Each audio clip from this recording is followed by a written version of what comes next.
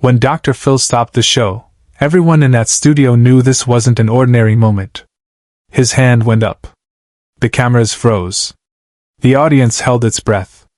And sitting in front of him was a woman clutching a yellowed envelope, shaking, tears streaming down her face, holding the one thing she'd hidden for 23 years. What was written inside that letter would shatter everything we thought we knew about forgiveness, betrayal, and the weight of secrets. Her name was Margaret. 56 years old. Mother of 3. Grandmother of 5. She'd flown in from Ohio with one purpose: to finally tell the truth. But she hadn't planned on bringing the letter. It was supposed to stay buried, locked in a drawer, forgotten in the past where it belonged. The show had started normally enough. Dr. Phil introduced Margaret's story, a strained relationship with her eldest daughter, Sarah, who hadn't spoken to her in over a decade. Standard family dysfunction, the kind the show handled weekly. The audience settled in, expecting the usual pattern: confrontation, tears, breakthrough, hug. But Margaret had come with something nobody expected. Dr. Phil asked the obvious question. "Margaret, your daughter says you betrayed her trust when she needed you most. What happened?" Margaret's hands started trembling.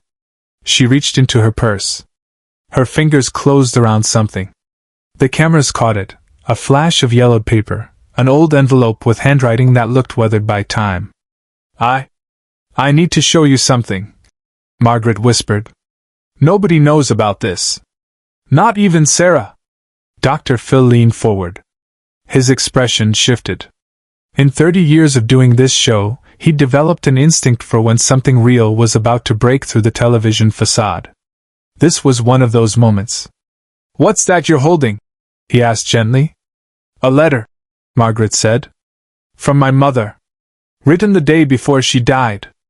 23 years ago." The studio went completely silent. Dr. Phil stood up. He walked over to Margaret, knelt beside her chair, something he rarely did. The audience wasn't breathing. Even the crew had stopped moving. "May I see it?" he asked. Margaret handed him the envelope with shaking hands.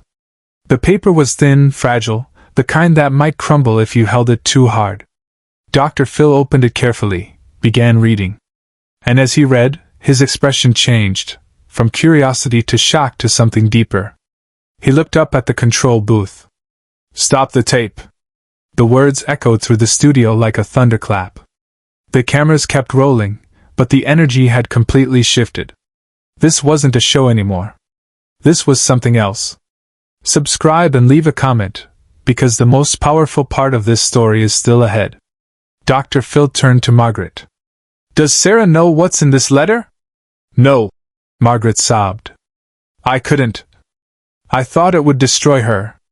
And that's why you've carried this alone for 23 years. Margaret nodded, unable to speak.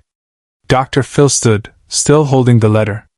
He looked directly at the camera, not at the audience in the studio, but through the lens, to the millions watching at home. "What I'm holding right now," he said quietly, "is one of the most profound examples of a parent carrying unbearable weight to protect their child. And sometimes that protection becomes its own kind of prison." He turned to Margaret. "You need to tell Sarah what's in this letter. Not for the show. Not for anyone watching. For you. And for her." Off camera, Dr. Phil made a choice no producer expected. He gestured to his staff. "Bring Sarah out. Not for filming. For this." The audience stirred. This wasn't protocol. This wasn't how the show worked. But Dr. Phil had stopped caring about protocol the moment he'd read that letter. Sarah appeared from backstage, confusion written all over her face. She'd been waiting for her segment, expecting a typical confrontation with her mother. She wasn't prepared for what she walked into. The studio had transformed. Cameras had been repositioned. The audience had gone completely quiet. And in the center of it all was her mother, holding something that looked like it might fall apart in her hands. "Mom?" Sarah's voice cracked. "What's going on?" Dr. Phil stepped between them. "Sarah, your mother brought something today that she's been carrying since you were 13 years old. A letter from your grandmother. Written the day before she passed. Sarah's face went pale. Grandma? But why didn't you ever? Because, Margaret interrupted, her voice breaking. Because of what she wrote. Because I thought it would hurt you more than the truth already had. Dr. Phil handed Sarah the letter. Your grandmother wanted you to have this. Your mother loved you enough to carry that weight alone. Maybe it's time you both read it together. But what happened next is something no one in the room, or watching at home, saw coming. Sarah opened the letter with trembling hands. Her eyes moved across the faded handwriting, words written by a grandmother she'd lost too soon. And as she read, her expression transformed, from confusion to understanding to something that looked like both heartbreak and relief. The letter revealed what Margaret had hidden for over 2 decades, that Sarah's grandmother had known about the family secret that had torn mother and daughter apart. The grandmother had written to explain, to contextualize, to help Sarah understand why her mother had made the choices she'd made. It was an explanation Margaret had been too afraid to give herself. She knew? Sarah whispered. Grandma knew everything? She knew, Margaret confirmed.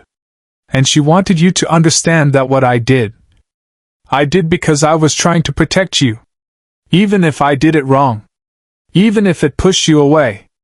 Dr. Phil remained silent, letting the moment breathe.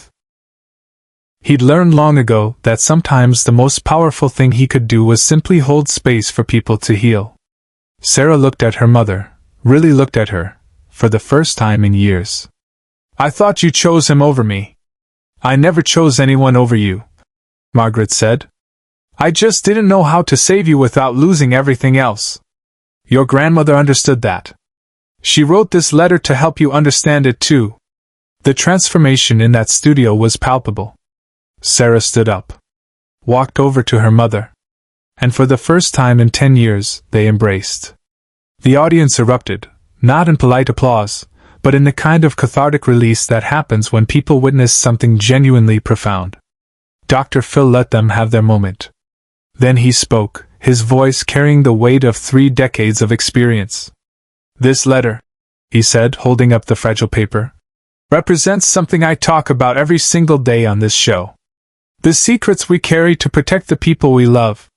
The weight of choices we make with good intentions. And the healing that becomes possible when we finally share that burden. He turned to Margaret. You carried this alone for 23 years. That's over now. To Sarah. Your mother made choices you didn't understand. Now you do. What you do with that understanding is up to you. Then, directly to the camera. To everyone watching, the secrets you're carrying, the letters you haven't opened, the truths you're afraid to speak, they're heavier than you think. And healing starts the moment you stop carrying them alone.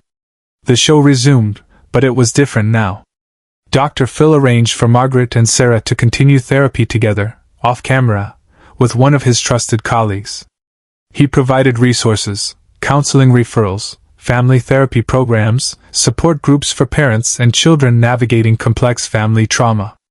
But more importantly, he'd done what he did best, created space for truth. For healing. For the kind of transformation that happens when people finally stop running from the past. In the weeks that followed, the episode became one of the most talked about in the show's history. Viewers wrote in by the thousands. People who'd been carrying their own secrets, their own letters, their own unexpressed truths. The letter itself, though its specific contents were never fully revealed on air, became a symbol of everything we hide to protect ourselves and others. Margaret and Sarah appeared in a follow-up episode 3 months later. They'd been doing the work, therapy, honest conversations, rebuilding trust brick by painful brick. It wasn't perfect. Healing never is.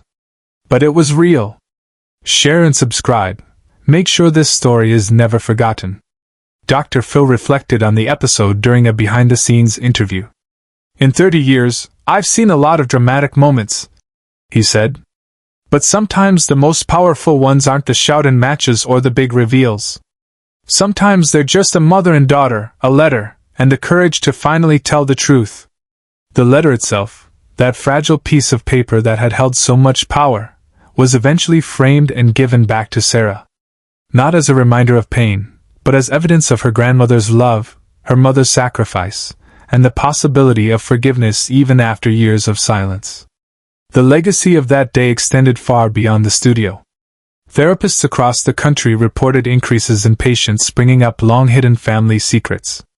Support groups focused on parent-child reconciliation saw membership surge. And Dr. Phil's show received countless letters from viewers sharing their own stories of hidden truths and delayed healing. One viewer wrote, "I watched Margaret bring out that letter and I realized I'd been carrying my own secrets for years. The next day, I called my son. We hadn't spoken in 5 years. We're talking again now." Another, "That episode saved my relationship with my daughter. Not because our situation was exactly the same, but because it showed me that carrying the weight alone wasn't protecting anyone, it was just making everything heavier." Dr. Phil's approach that day became a teaching moment for aspiring therapists and counselors. His decision to stop the show, to abandon protocol, to prioritize genuine human connection over television programming, it reinforced what he'd always believed, that real healing requires real vulnerability, even when cameras are rolling.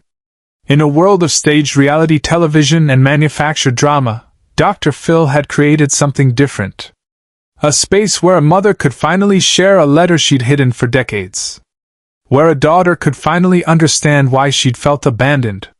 Where healing could begin in the most unlikely of places, under bright studio lights, in front of millions of strangers. The letter had been hidden for 23 years. But the truth it contained was timeless. That love sometimes looks like sacrifice, that protection sometimes feels like abandonment, and that understanding can arrive decades late but still change everything. Margaret kept a copy of the letter. Sarah kept the original. And somewhere in the archive of the Dr. Phil show, there's footage of the moment when a secret stopped being a burden and became a bridge. That's the power of truth. That's the courage it takes to stop hiding. And that's why, when Dr. Phil stopped that show, everyone in the studio knew they were witnessing something that mattered. Because sometimes, the most important moments in our lives don't happen in private. Sometimes they happen under bright lights, with cameras rolling, when we finally find the courage to reveal what we've been carrying alone. Years later, the impact of that single episode continued to ripple outward.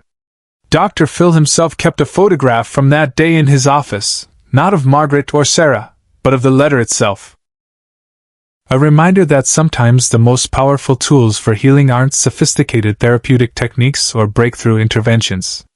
Sometimes they're just words written by someone who loved enough to tell the truth, even from beyond the grave. Margaret went on to write a book about her experience titled, "The Letter I Couldn't Give You." It became a bestseller, not because it was sensational, but because it was honest. Because it spoke to every parent who'd ever made impossible choices, every child who'd ever felt abandoned, every family carrying secrets too heavy to name. Sarah became an advocate for family reconciliation therapy, speaking at conferences about the decade she'd lost with her mother and the grandmother's letter that gave it back.